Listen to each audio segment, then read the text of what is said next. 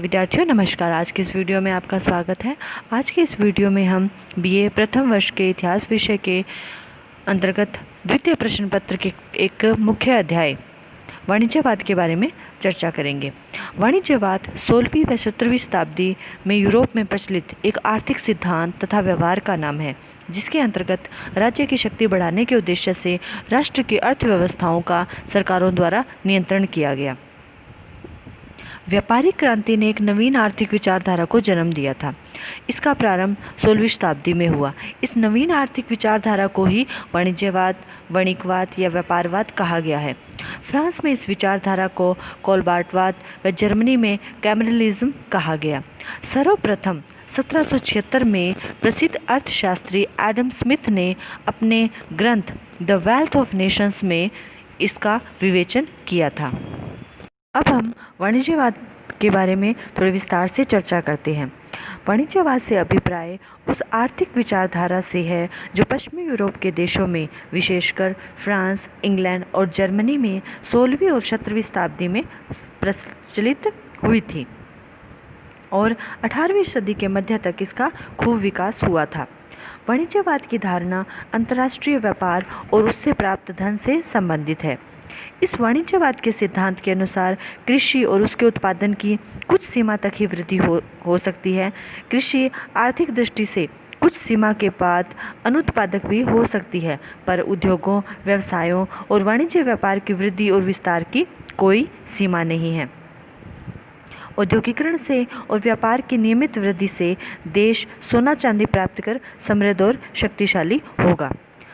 साधारण शब्दों में कहें तो व्यापार और उद्योग को नियमित करके सोना और चांदी प्राप्त करने की नीति ही वाणिज्यवाद कहलाती है। राजाओं और व्यवसायी लोगों का विश्वास था कि केवल सोना और चांदी के संचित भंडार ही देश को धनी एवं सशक्त बना सकते हैं। इसलिए प्रत्येक शासक अथवा सरकार ने सोना और चांदी को अपने देश की ओर आकृष्ट करने और अपने देश से उनको बाहर जाने से रोकने के लिए नियम बनाए। विद्यार्थियों, अब हम उनमें से कुछ नियमों के बारे में चर्चा करते हैं। पहला नियम था कि जितने माल का आयात होता है उसकी तुलना में निर्यात ज़्यादा हो, ताकि बाह्य देश को आयात निर्यात के अंतर का भुगतान सोना चांदी के रूप में करना पड़े। इससे व्यापार का अनुकूल संतुलन बना रहेगा। दूसरा यह था कि विदेशी माल की खरीद को निरुत्साहित करने के लिए सीमा शुल्कों में वृद्धि की जाए, ताकि विदेशी वस्तुएं महंगी हो जाए और लोग उन्हें खरीद न पाएं।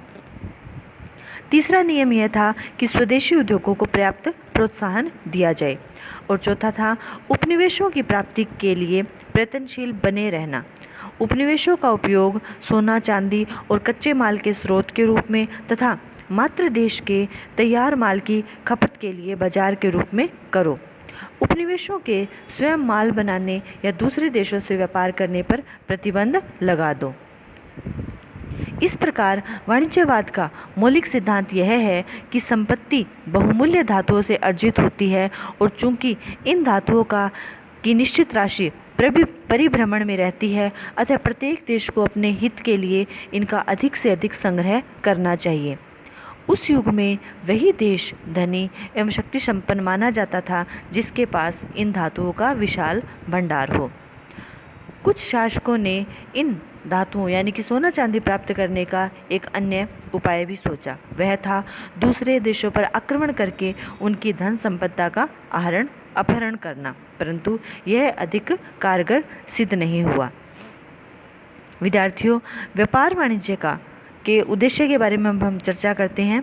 तो वाणिज्यवाद का मूल उद्देश्य अपने राष्ट्र के आर्थिक प्रभुत्व को बढ़ाना था, यानी कि अधिक से अधिक सोना चांदी प्राप्त करना, और यह व्यापार वाणिज्य के अनुकूल संतुलन से ही संभव था। अधिक सोना प्राप्त करके अधिक शक्तिशाली बनो, यह इसका नारा था। इसलिए कुछ लेखकों ने वाणिज्यवाद को धातुवाद की संज्ञा भी दी है। फ्रांसिस बेकन ने वणिकवाद को शक्तिशाली राज्य प्राप्त करने की नीति बताया, तो कनिंघम ने इसे राजनीतिक उद्देश्यों की प्राप्ति हेतु अधिक आर्थिक शक्ति का साधन बताया। जर्मन विद्वान गुस्ताव वॉन श्मोलर ने इसका उद्देश्य समाज तथा राज्य का आर्थिक एकीकरण बताया। प्रकार वाणिज्यवाद का उद्देश्य था अधिक से अधिक सोना चांदी प्राप्त करके अपने देश को आर्थिक रूप से अधिक संपन्न बनाना। इसलिए शासक, राजनीतिक, विचारक, अर्थशास्त्री, प्रशासक और व्यापारी वर्ग सभी ने वाणिज्यवाद का समर्थन किया। विद्यार्थियों, अब हम बात करते हैं वाणिज्यवाद के प्रमुख लक्षणों की।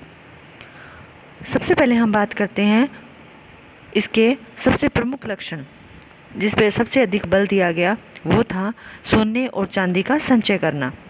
वाणिज्यवादियों ने राज्य की शक्ति को बढ़ाने वाले संसाधनों को जुटाने की तरफ विशेष ध्यान दिया। वे सोने तथा चांदी को राज्य की शक्ति बढ़ाने का साधन मानते थे, क्योंकि ये ऐसी धातुएं थीं जिनके बदले में कोई भी चीज़ प्राप्त की जा सकती थी और इनके मूल्य में गिरावट आने की संभावना भी कम थी। वाणिज्यवादियों का प्रमुख नारा था कि अधिक सोना, अधिक धन और अधिक शक्ति, यानी कि more gold, more wealth and more power. इस संबंध में विलियम पैटी ने लिखा है, व्यापार का अंतिम व महान प्रभाव धन की वृद्धि करना नहीं है, बल्कि सोना, चांदी और जवाहरात आदि बहुमूल्य पदार्थों की वृद्धि करना है, जो कि न तो नाशवान है और न ही परिवर्तनशील। इनको प्रत्येक समय और स्थान में प्रयुक्त किया जा सकता है और वे हर समय संपत्ति रहते हैं। इस प्रकार वाणिज्यवादियों ने सोना और चांदी के संचय को अधिक से अधिक महत्व दिया। सोने और चांदी को इतना अधिक महत्व देने का मुख्य कारण यह था कि इन धातुओं की सहायता से अस्त्र शस्त्र और युद्धोपयोगी सामग्री खरीदी जा सकती थी, और जिसके पास पर्याप्त मात्रा में अस्त्र शस्त्रों का भंडार होगा वह युद्ध को जीतने की संभावना भी उतनी ही अधिक रखता था।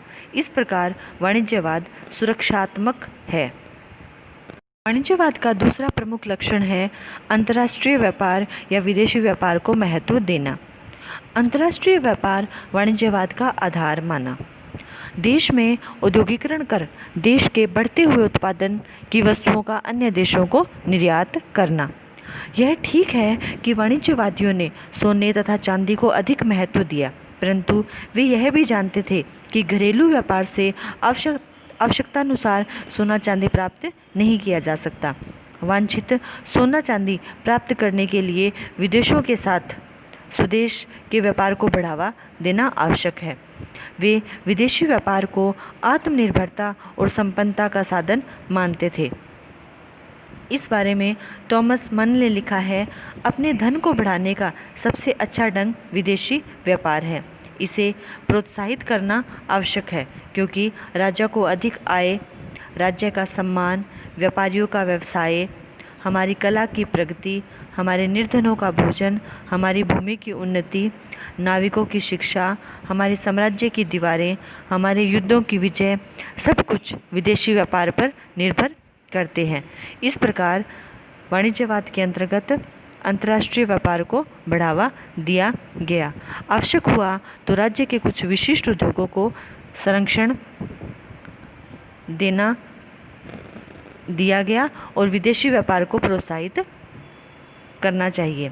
अंतर्राष्ट्रीय व्यापार से प्राप्त जो धन था वो युद्धों में विजय का आधार था। इस प्रकार विदेशी व्यापार में अधिकांश कच्चे माल का आयात और निर्मित माल का निर्यात किया जाता था, क्योंकि इसी प्रक्रिया से निर्यातक देश को लाभ ही लाभ होता था। निर्यातक देश में इससे कल कारखानों का विकास होता था तथा रोजगार की मात्रा बढ़ती थी। अतः वाणिज्यवादियों ने व्यापार तथा उद्योग को महत्वपूर्ण स्थान दिया। वे कृषि को आय का साधन नहीं मानते थे, बल्कि व्यापार को अधिक महत्व देते थे। वाणिज्यवाद का तीसरा प्रमुख लक्षण था अनुकूल और संतुलित व्यापार। वाणिज्यवादी ऐसे विदेशी व्यापार के पक्ष में थे जिससे लगातार निर्यात बढ़े और आयात घटे, अर्थात वे अनुकूल व्यापार संतुलन के पक्ष में थे। इसके लिए उन्होंने कुछ बातों पर जोर दिया था, जैसे कि व्यापार में पर्याप्त धन प्राप्त करने के लिए विदेशों को अत्यधिक मात्रा में व्यापारिक माल बेचा जाए, पर विदेशों से अपने देश में कम से कम मात्रा में माल मंगवाया जाए। इसका अर्थ यह हुआ कि देश न्यूनतम आयात करे और अधिकतम निर्यात करे। इससे देश को निर्यात करने में बहुमूल्य धातुएं, स्वर्ण और चांदी प्राप्त होगी और न्यूनतम आयात करने से विदेशों को बहुत कम धन बाहर भेजना पड़ेगा। इस सिद्धांत को अनुकूल और संतुलित व्यापार कहते हैं। आयात किए हुए माल और वस्तुओं की कीमतें निर्यात किए गए माल और वस्तुओं की कीमतों से अधिक नहीं होनी चाहिए। आयात और निर्यात में अनुकूल संतुलन होना चाहिए। इस प्रणाली को अपनाने से देश में अधिक उत्पादन होगा, अधिक मुद्रा प्रचलन में होगी, पूंजीवाद को प्रोत्साहन मिलेगा और देश आर्थिक दृष्टि से बलशाली होगा। स्पष्ट है कि प्रत्येक देश व्यापार को अपने पक्ष में रखना चाहता था और अपने देश को लाभ पहुंचाने के लिए वाणिज्यवादियों ने विदेशी व्यापार में अनेक प्रकार के नियंत्रणों का भी समर्थन किया था। वाणिज्यवाद का अगला लक्षण है औद्योगिक प्रतिबंध और व्यापारिक नियंत्रण। व्यापार की वृद्धि तथा विदेशी व्यापार को अपने पक्ष में बनाए रखने के लिए वाणिज्यवादियों ने अनेक प्रकार के औद्योगिक एवं व्यापारिक नियंत्रणों को महत्व दिया। वे व्यापार की वृद्धि के लिए उद्योग धंधों का भी नियंत्रण करना चाहते थे। राष्ट्र को शक्तिशाली बनाने के उद्देश्य से उन्होंने आयात तथा निर्यात को सरकारी सहयोग से नियंत्रित करने की बात कही। उनके अनुसार देश में उद्योग व्यवसायों को राजकीय प्रोत्साहन देकर उनमें अधिकाधिक वृद्धि करने से कहीं अत्यधिक उत्पादन नहीं हो जाए। अत्यधिक उत्पादन से भी अनेक हानियाँ होती है, जैसे बेरोजगारी में वृद्धि, माल के उठाव का अभाव, भावों का गिरना, अर्थव्यवस्था का गड़बड़ाना। इसलिए उत्पादन को राज्य कानूनों से नियंत्रित करना पड़ता है। निर्यात को बढ़ावा देने के लिए राज्य को विशेष प्रोत्साहन देना पड़ता है। इसी प्रकार आयात पर कर के रूप में नियंत्रण लगाने पड़ते हैं, जिससे कि माल अत्यधिक आयात न हो पाए। किन्हीं विशेष कंपनियों को ही आयात करने की सुविधाएं दी जाती है। इसे औद्योगिक प्रतिबंध और व्यापारिक नियंत्रण कहते हैं। इस प्रकार वाणिज्यवादियों ने इन प्रतिबंधों के द्वारा अपने देश में आयात को कम करने व निर्यात को बढ़ाने के लिए कुछ सुझाव दिए। इसके अलावा प्रत्येक वाणिज्यवादी ने जनसंख्या को बढ़ाने का सुझाव भी दिया, क्योंकि उस युग में उत्पादन के प्रत्येक क्षेत्र में मानव व पशु शक्ति का ही उपयोग अधिक होता था। जोशिया चाइल्ड का विचार है कि अच्छे नियम और अधिक जनसंख्या किसी भी देश को धनवान बनाने के मुख्य साधन होते हैं। इसके अलावा आर्थिक और राजनीतिक दृष्टिकोण से ऐसी व्यवस्था भी की गई जिससे यातायात के साधनों, विशेषकर समुद्री यातायात को विकसित किया जाए या उसके विकास को प्रोत्साहन दिया जाए। निर्यातों को बढ़ाने और आयातों को कम करने के लिए अनेक प्रकार के करों को भी लागू किया गया। इस प्रकार इन नियमों के द्वारा औद्योगिक और व्यापारिक नियंत्रण लागू किया गया। वाणिज्यवाद का अगला लक्षण है नवीन व्यापारिक मंडियां एवं उपनिवेश। वाणिज्यवादियों ने अपने देश को आर्थिक रूप से संपन्न बनाने के लिए नवीन व्यापारिक मंडियों व अधिकाधिक उपनिवेश स्थापित करने पर भी बल दिया। देश से बाहर जाने वाली तैयार वस्तुओं की खपत के लिए विदेशों में व्यापारिक मंडियों को प्राप्त करना और वहां से देश के उद्योग धंधों के लिए कच्चा माल प्राप्त करना, इन सब के लिए अधिकाधिक उपनिवेश स्थापित करने पर बल दिया गया। ऐसी व्यापारिक मंडियां प्राप्त करने के लिए राज्यों ने अपने विदेशों में अपने उपनिवेश बसाए, जहां वे अपने राज्य में बनी हुई वस्तुओं को सरलता से बेच सकते थे और उन उपनिवेशों से कम कीमत पर कच्चा माल भी सरलता से प्राप्त कर सकते थे। सस्ते दामों पर कच्चा माल उपलब्ध हो जाने से देश के कल कारखानों और उद्योगों में कम लागत पर अधिक उत्पादन होने लगा। इससे देश को अधिक से अधिक आर्थिक लाभ होता था। इस प्रकार वाणिज्यवाद ने उपनिवेशवाद और साम्राज्यवाद का मार्ग प्रशस्त किया। इन सब लक्षणों के अलावा वाणिज्यवादियों ने कृषि को भी महत्व दिया। हालांकि उन्होंने व्यापार को अधिक महत्व दिया था, परंतु फिर भी उन्होंने कृषि की उपेक्षा नहीं की। उन्होंने कृषि को व्यापार के बाद सेकेंडरी यानी कि दूसरे नंबर पर रखा। वे कृषि को कच्चे माल का स्रोत मानते थे और बहुत से उद्योग धंधे कृषि की उपज पर ही निर्भर थे। अतः उन्होंने मिट्टी की जांच कर फसल बोने तथा बंजर और बेकार भूमि को कृषि योग्य बनाने पर जोर दिया। उनका मुख्य ध्येय कृषि के उत्पादन को बढ़ाना था ताकि उद्योगों को सस्ते मूल्य पर कच्चा माल उपलब्ध हो सके और वे निर्यात को बढ़ा सके।